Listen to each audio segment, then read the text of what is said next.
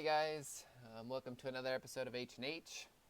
It's Saturday, April 13th here. We are about to embark on the National Championship Level 5 Bowl games in Wilkinson for Season 151. Quarterfinal games were played today as well as Level 4 Bowl games. I'm joined here as usual with Husker Fan 26. Buddy, how you doing today? I'm doing good, man. How goes it over in Colorado?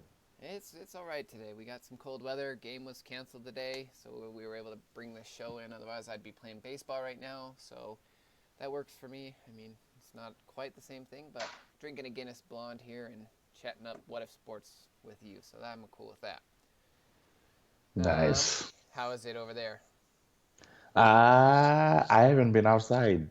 I if I go outside, I tend to melt because I'm just that cool. So I try to stay indoors for the most part. But it's been good. It got a little bit cooler this past week, and I haven't had a drink in a while, and I'm starting to sweat a little bit. So I think I might have to go out and get me some rum tonight or something. Yeah, there you go. Definitely, rum's always a good choice. Oh yeah. All right, guys. So first of all, sorry my mic was kind of quiet the last show.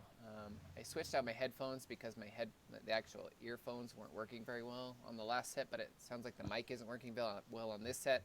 So if it's quiet again, I apologize. I'll probably switch them back out if it is. I'm trying to talk a little louder, at least for right now. So if it's harder to hear me again, just let me know at some point, and I'll try to switch them back out so it's a little easier for you guys to hear me. Anyway, so we're gonna start at D1AA. We're gonna talk about our quarterfinal matchups today. The semifinal game, Semi-final. or yeah, sorry, semifinal games, how they went. And Is it the blonde hitting you already? man, dude, I had this is my second one already, so maybe. And then we'll go into the level 5 bowl games for D1A. Talk about the national championships, and then if we have time, just because we like to share the love, we're gonna try to talk about maybe some of the previous bowls. And then, real quick, just talk about the NHL playoffs as kind of our real life, end of conversation as we usually do. So, Husker fan, we had a couple of fantastic games today in the quarterfinals. I thought both of them were just absolutely great games. The scores were like the exact opposite I thought they'd be. I kind of thought the Indiana State Georgetown game would actually be kind of higher scoring, and I kind of thought that the Furman Stephen F. Austin game might be a little bit lower scoring. Just kind of how I was feeling things were going. It was absolutely the opposite. I mean, you had one where the combined points were barely over 30, and the other one where both teams nearly had over 30. So different games, completely different styles and everything, but they were both fun in their own way. What did you think of the semifinal games today? I expected both games to be high scoring, because semifinals you would think in GD that whoever has the more potent offense is going to end up winning the game. And I expected both games to be high scoring. Only one ended up being high scoring. Though at the half, I was like, okay, defense is doing his thing in your game, and then you had the one with CJ, and he was down a bit. So, and then he also said in Slack that he sucks, and now I know that CJ is a liar. So there's that. You learn something new every day. So now we have evidence that he's a liar or is a great game planner. I prefer going with the liar part of it and not great game planner. So there's that. Because I was curious to see, like, what he did for in terms of adjustments, because not only did he open up the playbook for an offense and get things going, he also shut down Stephen F and their offense, and he opened up his playbook, putting up 14 in the third and 28 in the fourth. Just best of the fourth quarter, he would have still been able to win the game, and that was pretty impressive.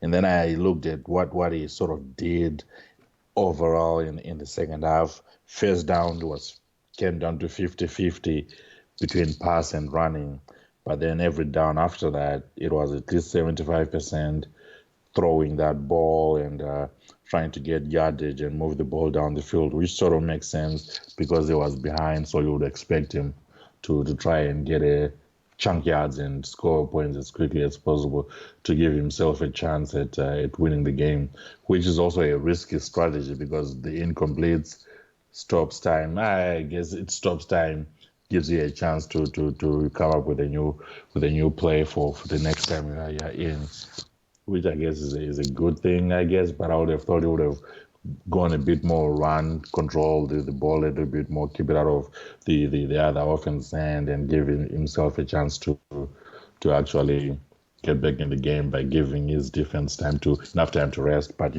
what do I know? Well, it's kind of a tough situation. Like 11 points, from where I kind of how I would approach like certain deficits. Like 11 points is kind of right at that margin where it's like you don't have to necessarily panic, but you do got to get the ball moving.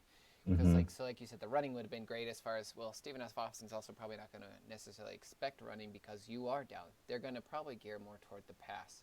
Yep. And like you would think, with scoring as many points as they did in the second half, you'd have thought they'd had to have a special teams touchdown or turnovers or something, and none of it happened. Like it was all strictly Furman's offense, just going down the field time and time again in that second half. So definitely some fantastic adjustments for sure. You only punted once in the second half. Everything else was a touchdown and then the kneel down right at the end. In comparison to the first half, where you had three punts, one touchdown, and one made field goal. So it shows you he really, really made great adjustments for the second half, Yeah, for sure. which is good news, I guess. You might need to let us in on how we decided to go about that. Maybe after the game, because doesn't want to give away secrets Yeah, his season's not to a done yet. certain somebody. His season's not done yet. For sure. Yeah, I was really impressed with that game. Because I saw his post in Slack too about it, and I thought with an 11-point lead, the way Stephen F. Austin's offense has kind of been all season, I did kind of expect him to hold on. I did think Furman would make at least some kind of comeback. I thought maybe overtime, but Stephen F. Austin I thought would still pull it out. But when I came back in, and not only did they win, but they won it in the fashion that they did, I was very surprised. Yeah, and the other one, your game, like both of you guys have great rosters. Georgetown number one, you have the number three roster, which sort of kind of makes sense when you look at the final score. You would expect defenses to be able to hold their own and offenses to every now and again eke out enough yardage to get a field goal, get a touchdown. Because I think there was only one touchdown. I think you're the only one who scored a touchdown. We each had Oh, one. oh, We oh! each We had one. each Yep. you each had one, but you were able to move enough of the ball, get enough yardage to put your kicker in a position to actually get a field goal. The whole game, one turnover. You control the ball a little bit more. You had more time of possession, which always a good thing for the most part. Keeps the ball out of the hands of the other guys, gives you a high chance of winning the game. And in this case, it worked out fine. You ran the ball more than he did. You both on average got about the same yardage per pass attempt, per pass play, pass attempt and run attempt. So the two teams were certainly evenly matched, and sort of wasn't much of a surprise to see that when you look at the point difference, it was this close. Total yardage difference, very close. Total first downs close. You were holding each other down on third down efficiency, because that's when you get the big boys in to make sure that they shut things down. So this one wasn't much of a surprise that it was a low score. Well, it was this close. Maybe a surprise that it was low scoring, but not a surprise that it was this close, considering you have two great coaches going at it with fairly evenly matched rosters. Yeah, I'd agree with that. I when I saw 3-6-3 at halftime, I was very shocked. And then watching the entire West Coast the second half, you just kind of keep waiting for something to break open. You're waiting for that Hmm. depth to get capitalized on, or he found a play that a sub was in and it worked well that play. But really, for the most part, I think on both sides, I don't think either side really had big plays. Like you said, just the one turnover between the two teams. It was a great defensive battle. I obviously from my predictions, I kind of expected this one to be a slightly higher scoring matchup than the other semifinal game. And 13-18, it just completely blows my mind because I was not even remotely close to that. I mean, like you said, we both have talent on both sides of the ball, and generally, I think it's kind of assumed or whatever that offenses generally are going to propel you in GD. It's not always necessarily defense. If you have a great defense, obviously great, but it's offense what drives you to success more or less in GD. And so when you hear you put up 18 points and won a game, that's it's kind of surprising. But I was very happy with the way both defenses played in this game, and I thought it was actually kind of a fun game because you don't see a lot of defensive games anymore that are like this. Yeah, which is fun because it shows that there's still something in there for the defensive minded coaches, your blitzes who lets you know what he's going to do. He's going to blitz you, and he still gets the job done. Though recently he hasn't been getting the job done because Jason Freeman has had his number, I think, for the last couple of seasons, which I think will motivate Blitz to come back even stronger for the next few seasons going. Right. Yeah. Yeah. I that's a good point. Defensive coaches who just can't seem to figure out their offensive playbook. I mean, it can still be done. You just got to be able to score enough. You know what I mean? So, I Yeah. think that's true. Looking forward to the national championship. What have you kind of taken away or looked at so far? Well, I was going through your roster and trying to figure out, where the weakness is, what could be exploited by CJ. And looking at your roster, you have three decent quarterbacks, three in the top 100. Though two of those guys, they're a bit young, even though they have been redshirted, they are still, in my opinion, a bit young. So there is a pick or two in them.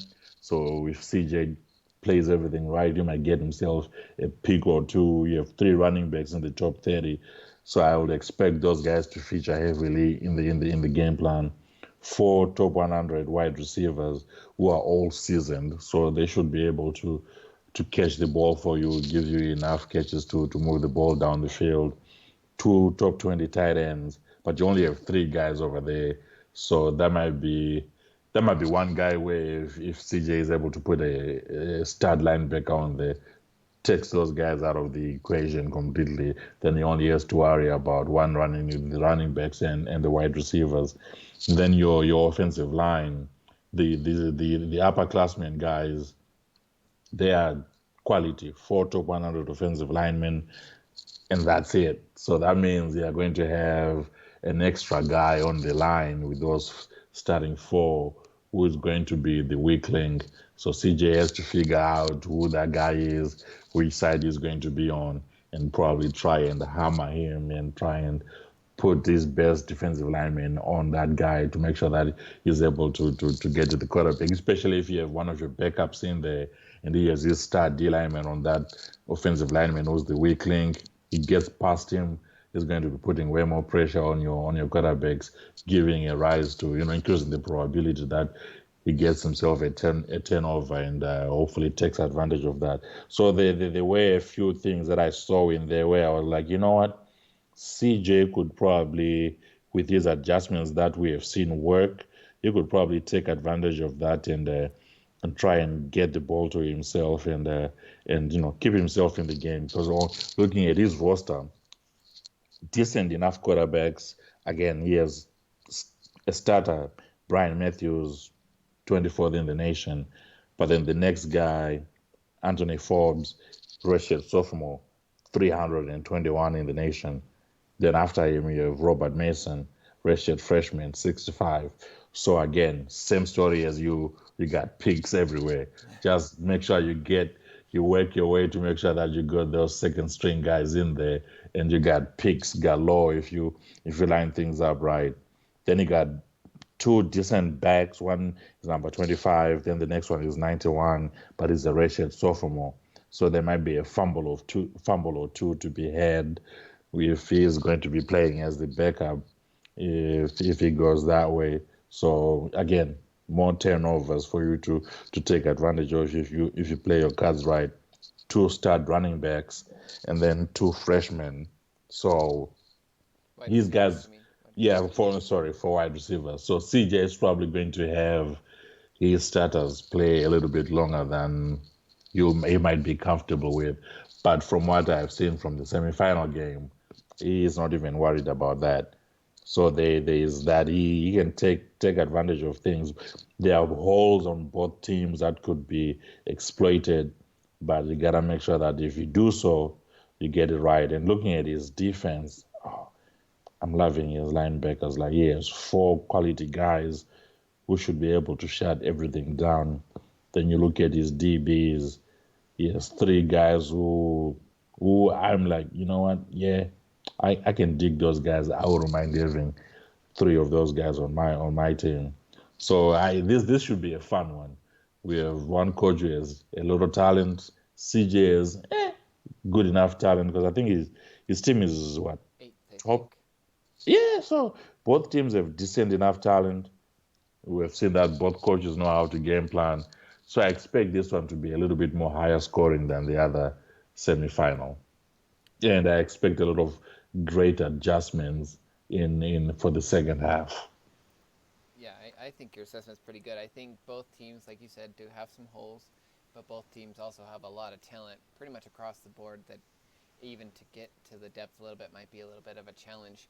We actually did meet in Terre Haute, second week of the season, game that I pulled out the win, 36-7, and I know, like CJ, I'm sure is going to probably spend a pretty significant amount of time tonight game planning because not only does he have all the playoffs that we can research, but we have the game previously with each other that we can research. So Hmm. not only is this a national championship game, but it's a rematch national championship game, which we all know rematches are absolutely, you know, extremely difficult to to to do and win twice or whatever because it's just it's tough to do. And I think that will make this game even more interesting because we've already played this season and it was as lopsided as it was. So I'm curious to see how things come out in the first half. Who adjusts to what or who left what, the same as the first time or the previous game or whatever the case is. But I think there's a lot of things to factor into this that you got to think about as opposed to just, it's the first time we've met. We don't know anything about each other. We have met. We do know each other a little bit. So I think that'll add an extra little factor into the game, and I think it'll make it a little more interesting and exciting. Yeah, and usually, when you meet someone, more than once in a season, whoever lost the first game, now they have a ton of ideas of what they might need to do to win the second time around. So for this one, I think safe money would be on CJ. But after that first game, the way it went, you beat him like a stepchild. So I'm like, should I really go with CJ or should I look at history and take that into account, take the talent differences, which is really minute in this case. I think it'll talent won't really matter that much. I think it'll come down to game planning. And we have seen both of you guys have seen what the other is capable of doing. Now we have seen what CJ is able to do with regards to halftime adjustments. And both of you guys have enough information from the playoffs. Both of you guys have gone through, decent enough coaches to know what the other guy is able to do in terms of adjustment and just go into the game. Because I think see both of you guys will want to at least in the first half be just one possession back because that will allow you to then make good enough adjustments and let you know what works and what doesn't work, what holes could you just keep going after, keep going at. But I'm going with the upset here. I know it's going to be controversial, but I'm going to go with CJ. I'm sorry, but I'm going with CJ. Wow, you just said that to my face. Wow, wow, I know. I think and either way you pick it, I really think you could be right. I think this game's going to be pretty tight and could go either way. I'm not going to make a pick publicly. I will post my challenge pick later. I'm not going to publicly make anything on the show. Just kind of leave that up for a little bit. But CJ, good luck to you, sir. Congratulations on making it this far. I expect this to be a great game, and whoever wins good, and may the best team win, whatever, all that stuff. I think it'll be a fun matchup. We played last year in the quarterfinals too, so we've gotten to know each other pretty well over the last couple seasons. And that's always a tough one because if you're somewhat familiar with the other guy and mentally it'll play on you because you have tried everything, you've thrown the kitchen sink at him and nothing has worked. So then That's when you need to get a little bit more creative, come out of left field, and see how that goes. At this point in time, you have to throw the kitchen sink out the gate because this is the last game. It's the big one. You know, everybody wants to get there, but only a few, only the best of the best make it there. Oh, the lucky of the luckiest Yeah, make it there. definitely some luck to get in there for sure. I had definitely a couple games where I definitely got some luck for sure. Um, Anything else you wanted to touch on D1AA? Yes, there were a few what would be considered finals before the final that I just kind of wanted to talk about a little bit. And I remember there was St. Mary's and Nova. That, in my opinion, was a final before the final in terms of just the matchup and the quality of the coaches and teams that were going in. That I think it was either last season when I said St. Mary's were not going to go far because they didn't have quarterback depth. But then they held their own, made it all the way to the quarterfinals and lost to you. So that was decent enough. That was further than I would have expected from them. But that St. Mary's Nova game, in my opinion, that's a final before the final. That's a game worthy of a national title game unto itself. Right. Yeah, I agree with that. And I think that's like we've talked about a couple times, like the luck of the draw of the brackets. It's just sometimes it's unfortunate because I agree. Those are two deep playoff runs. Definitely, I would even say most, a couple of them could have been further than quarterfinals, depending on the bracket they got. But they Hmm. met second round. Nova's out second round. You know, St. Mary seemed to have their number this year, and then they were out. The other one to me, and I don't know if you were going to touch on it too. I don't want to get ahead of you, but I'm sure if you were, we're going to talk about it too. Is the Georgetown Northern Iowa? And Yep. you got the number one, number two guest rosters, and they had to meet in the second round. Like, Yep. I mean, even if you put one of them on the other side, I'm fine that they're a 2 or a 3 seed. Obviously, that's fine. But you put them on a different bracket, you know, not the North or the South, since the North already had, you know, a second round tough matchup. You know, that either one of those teams could have made semifinals or further, kind of thing. And you know, I get the brackets come out how they have, and I'm not complaining about it. It's one of those things that it shows that maybe scheduling might be a little bit more important, you know, or you know, getting that key win or two might be important because the Georgetown Northern Iowa game, second round, you had Georgetown ending up winning that game, but that's also a final before the final because those two talent wise for sure, and I would even say coaching wise, Oh are yeah. two Final Four programs. Oh, without a doubt. That I was going to bring that one out because that when I saw the brackets and I saw that that might be a possible matchup, I was like, oh really? Is this what we're doing in 2019 now? So, but then again, if you're going to make it to the big dance, you'll want to be tested to make sure that you have what it takes to actually get the job done and take care of business.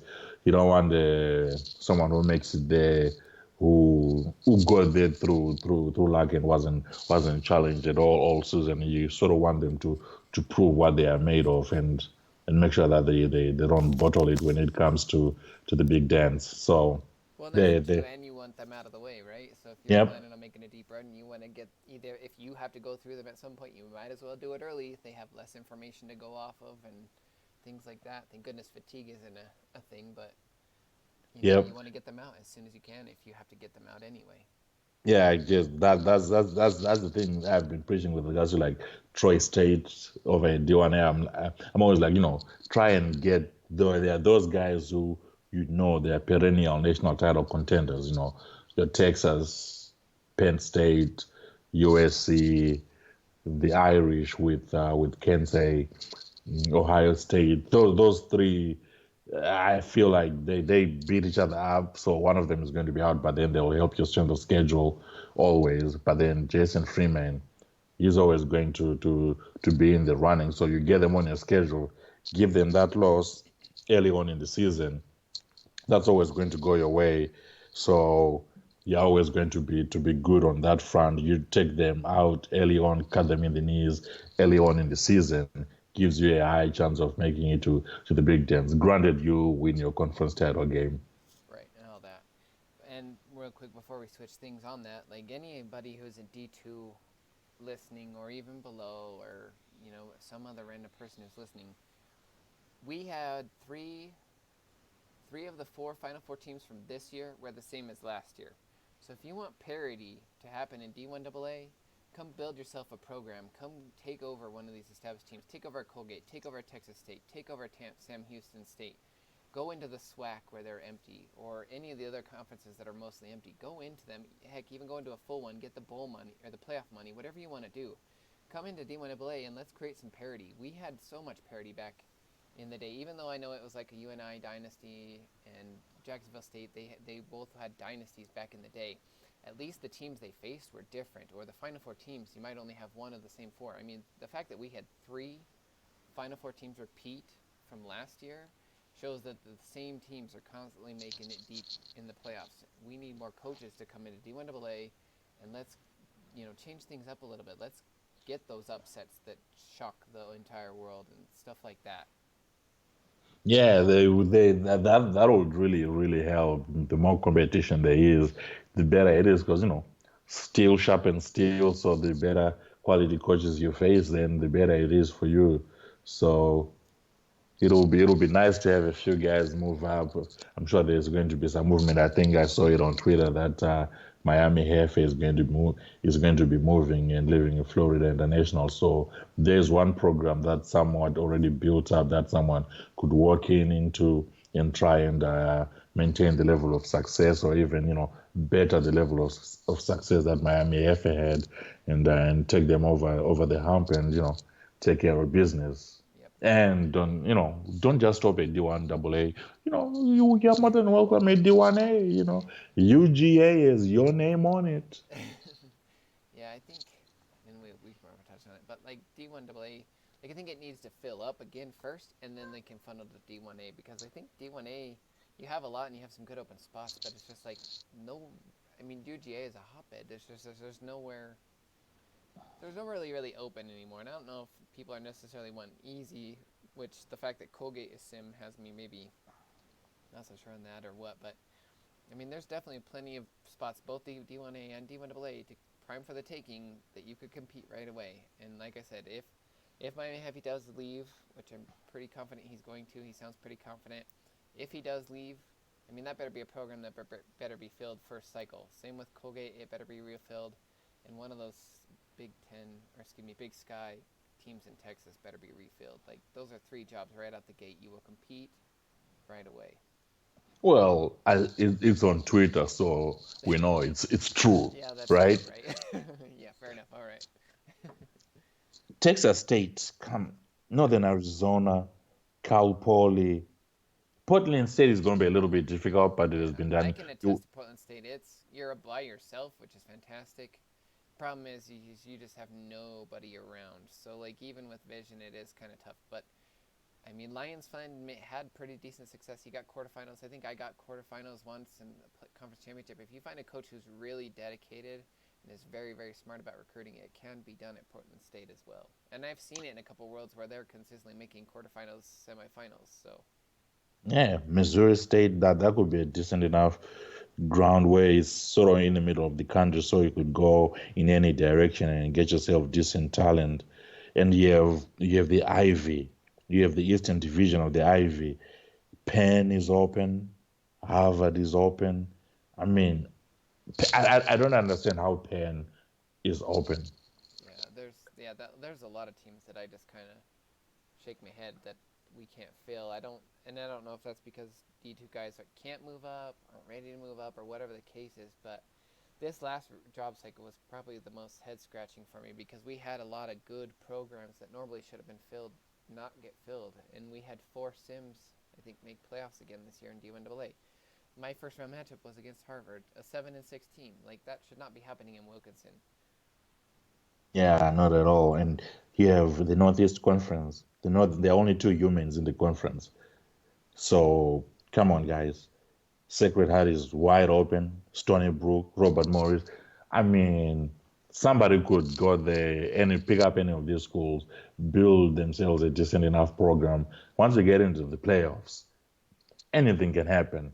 You get, the good bounce this way, that way, and what do you know? You are in the national title game and getting yourself a national title. So, move on up, challenge yourself a little bit more, and you'll be surprised what you'll be capable of doing. I agree.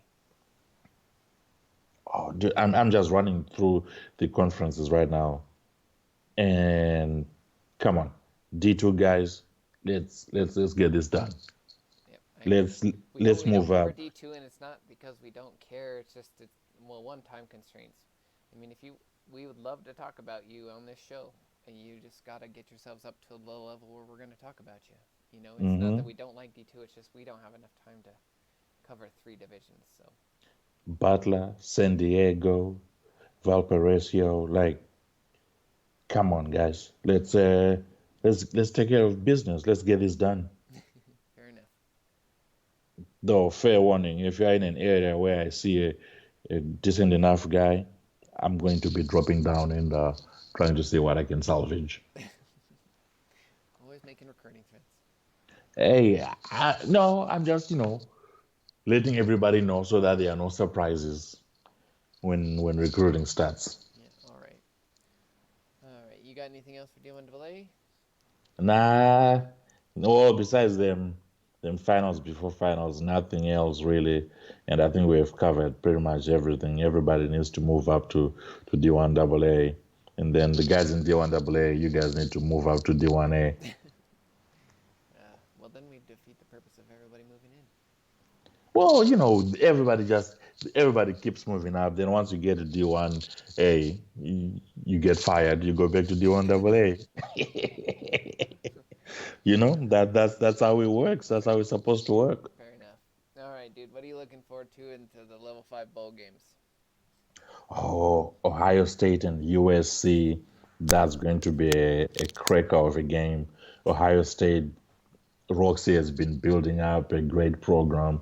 He's been recruiting really well. Me and him bump into each other every now and again on a few recruits. And I think I played him once before, and he just whooped me like a stepchild. So he knows how to game plan. He knows how to recruit great rosters. So I fully expect him to give Easy a run for his money. But then the Trojans are always loaded, so you always expect them to be in the game. And those two guys, they know how to game plan, so you can never count them out. North Carolina, Penn, North Carolina takes care of business. You can never count them out in the ACC.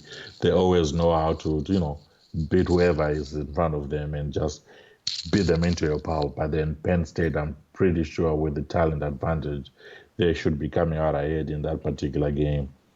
Troy and South Florida, two legendary coaches for those programs, and they'll be going at it in their level 5 bowl game in the Rose Bowl.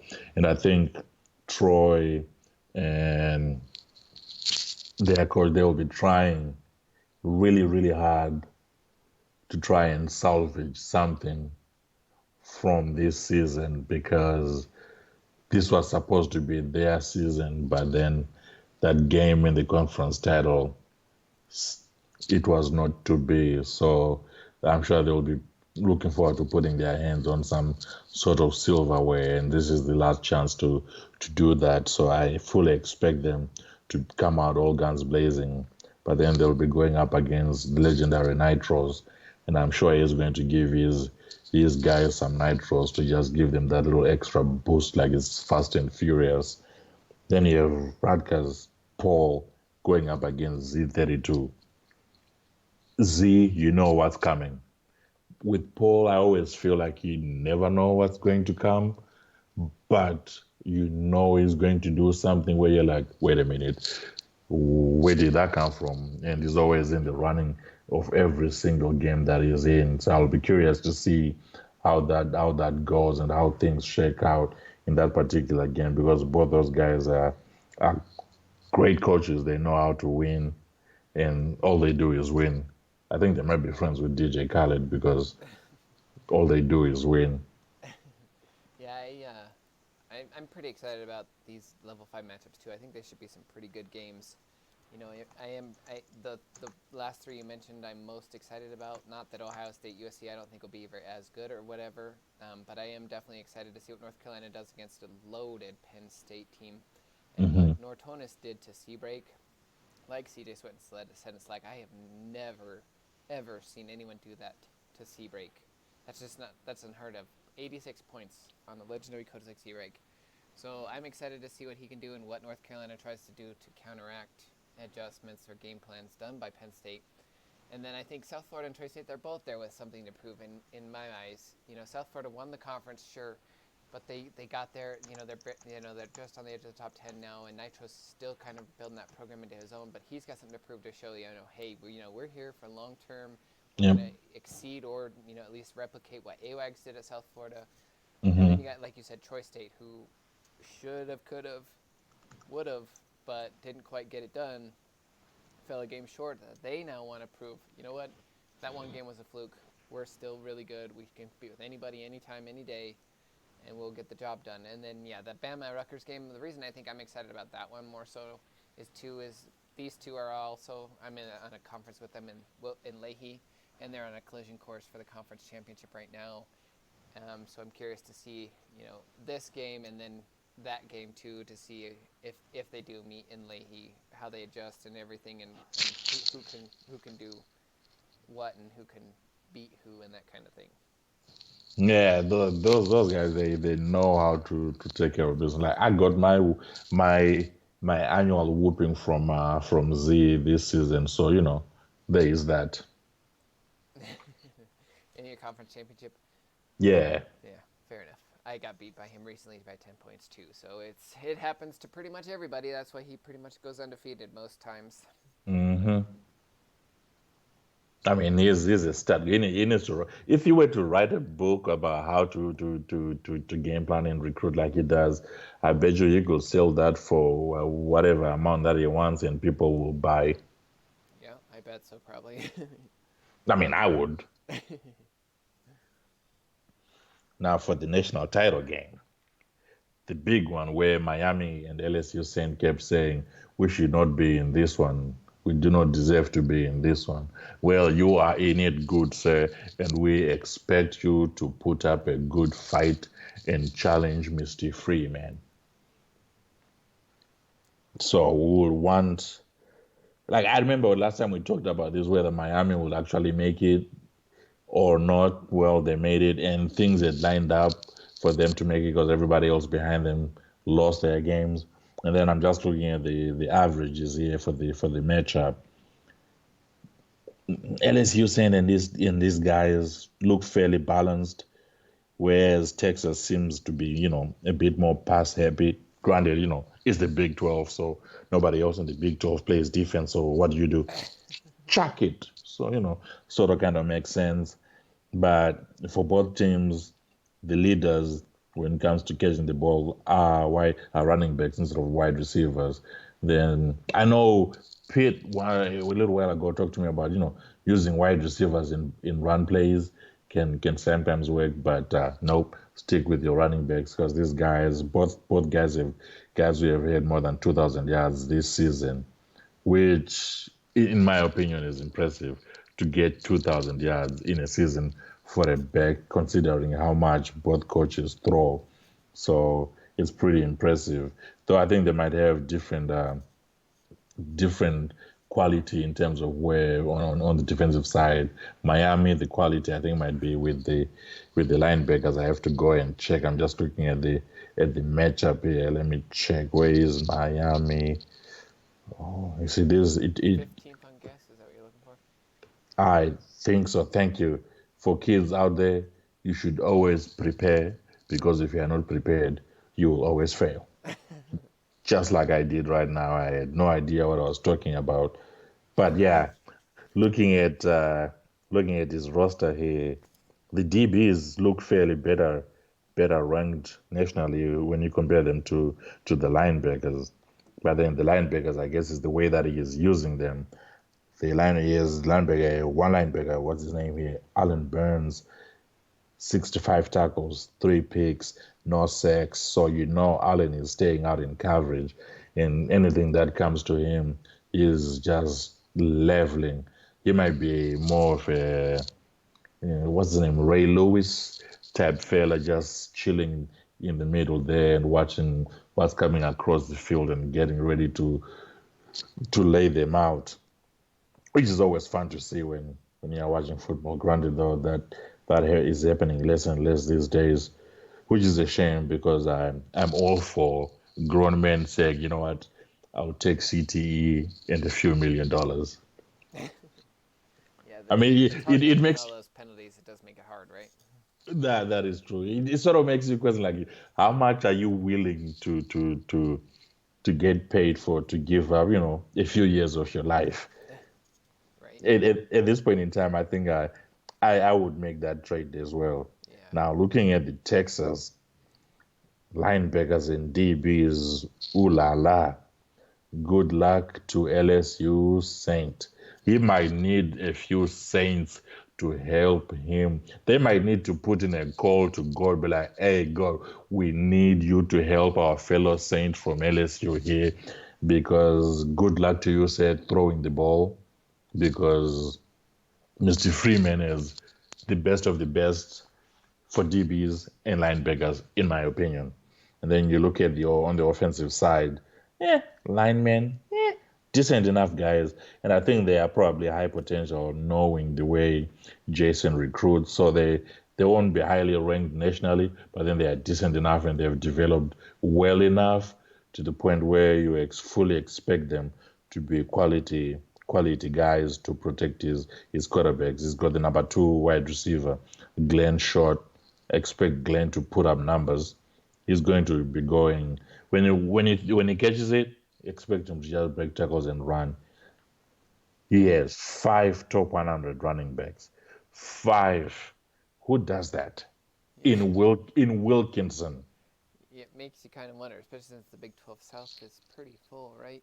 But Mm-hmm. I think you can kind of gauge where this is going. Like, LSU Saint is an absolutely fantastic coach, no Oh doubt yeah. about it.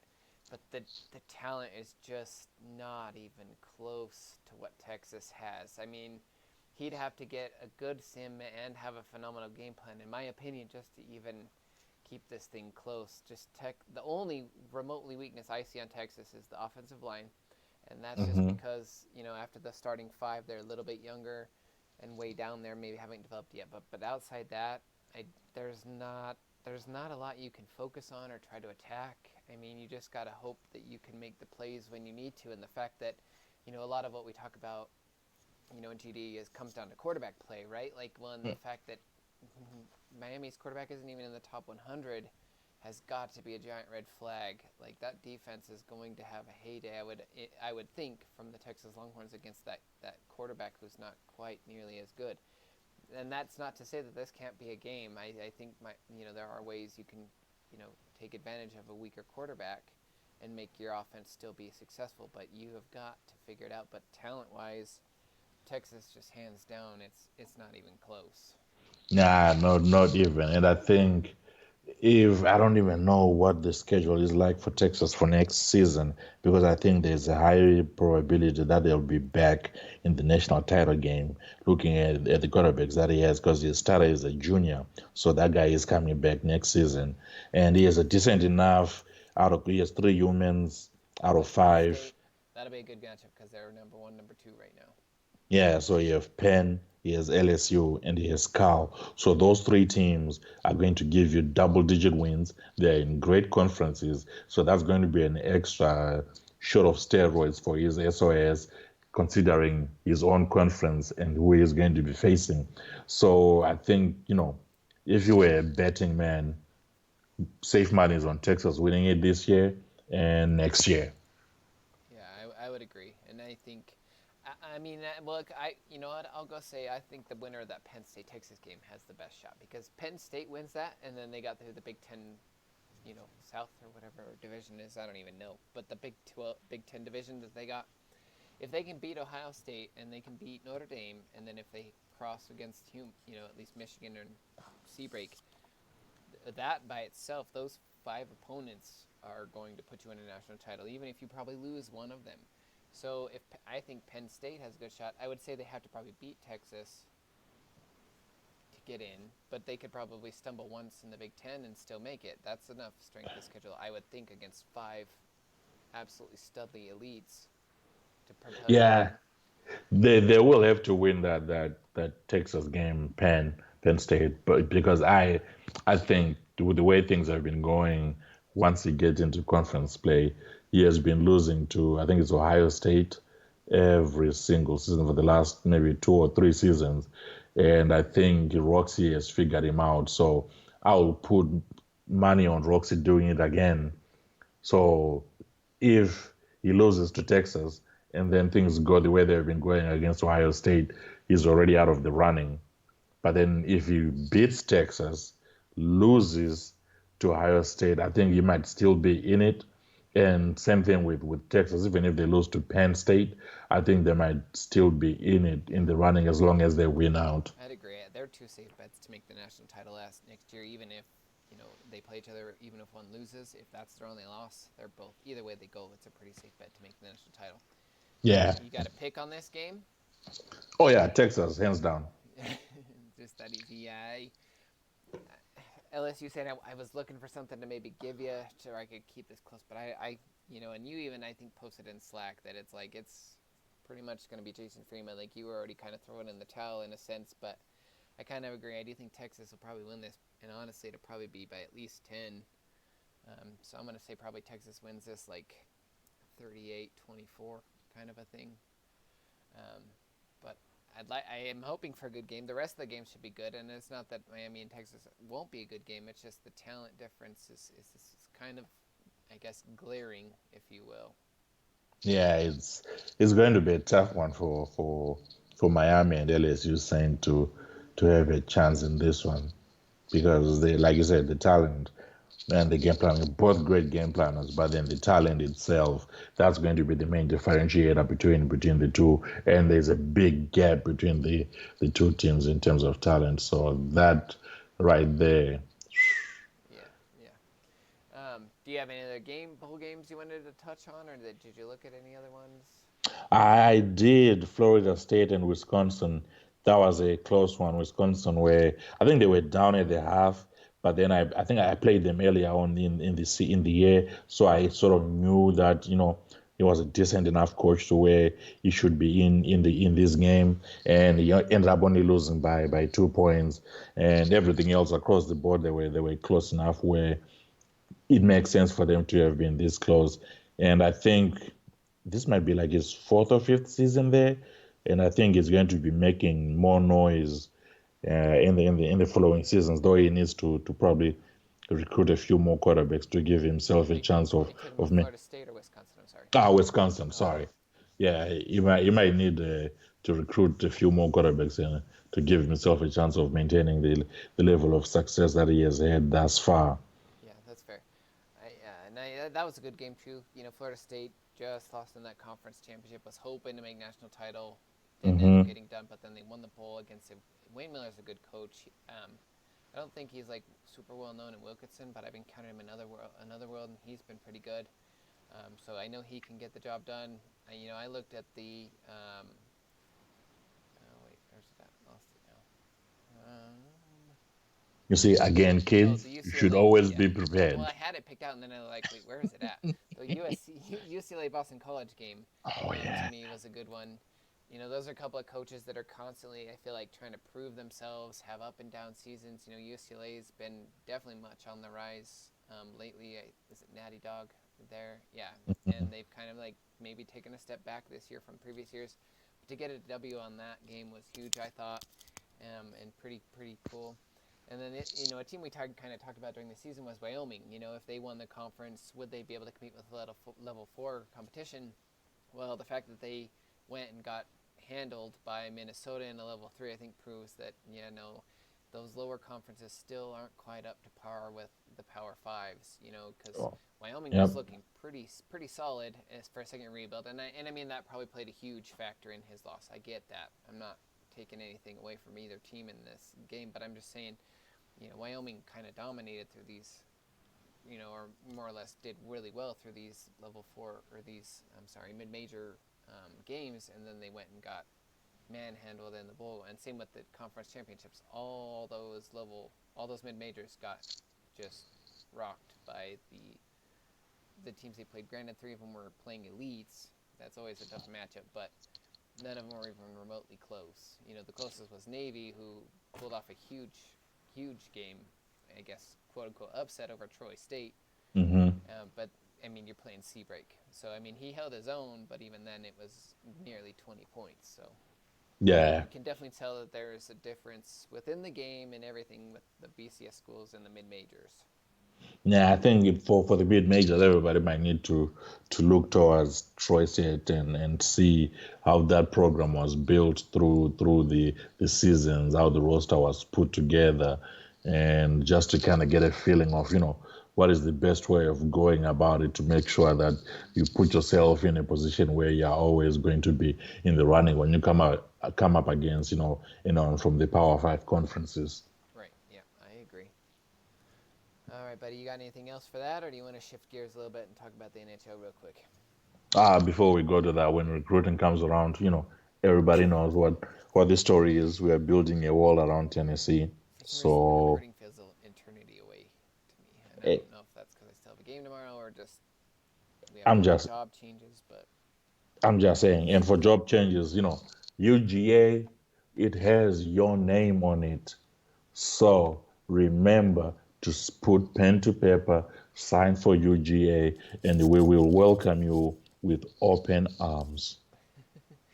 well, yeah, kind of tying off that, guys. Like seriously, we only cover D1AA and D1A time. I know our shows are an hour, but like just trying to do research on D2 also, especially since Husker fan and I don't play at that level.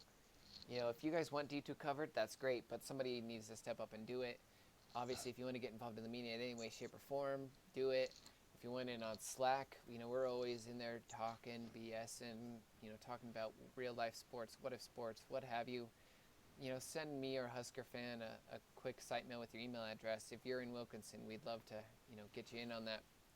I know a couple coaches who have come in for advice and have had a lot of success getting advice just by joining in on Slack and talking to the various coaches that are in there. So, move up, get to those better programs, challenge yourself. If you want to play Sims, go join Hayes. You know what I mean? Like, there's nobody in Hayes. Go join a world like that. If you want competition, you want to play real people who are going to change their game plan and challenge you as a coach, and you want to have fun with the game, move up in Wilkinson and join Wilkinson if you haven't already. Join the media. We'd love to see more content in any way, shape, or form. It's kind of hard to maintain. I get that, but it'd be fun to see. Even if someone just once in a while threw some write-ups out there besides what Husker fan and I did, because like you kind of saw this season, we got a little busy, got a little tough. Not a lot came out until kind of toward the end. So we'd love to see more people contributing. And then we'll shift gears real quick to the NHL. I know maybe people aren't hockey fans, but we're kind of into the second games for a couple of games now.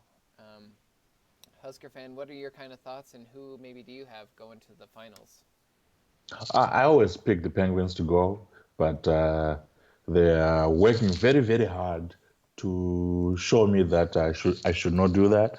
So there is that because they're playing the Islanders. They've been doing more fighting than they've been doing scoring. So they are losing games and they are losing the fights, which is confusing to me. If you are losing, why are you out here trying to fight? You're losing, bruh. Stop that. Like, yeah. And the Capitals are winning, which doesn't make things any better for me. Just makes me a bit more depressing and makes me want to go out and really get maybe 2 or 3 bottles of rum to help myself sleep and get through the night or the days rather. But it's been interesting. I remember last night when I was watching the San Jose Sharks and the Knights go at it. That was a fun one. It was 3-0 at one point in time, and then 3-1. I was like, no way they're going to be coming back. 3-2. I was like, okay, things are now interesting. Then it was 3-3. Then I was like, oh la la, I might have to stay up a little bit longer and watch this one and see how it all ends. But then Yeah, old age. yesterday's games weren't all that good.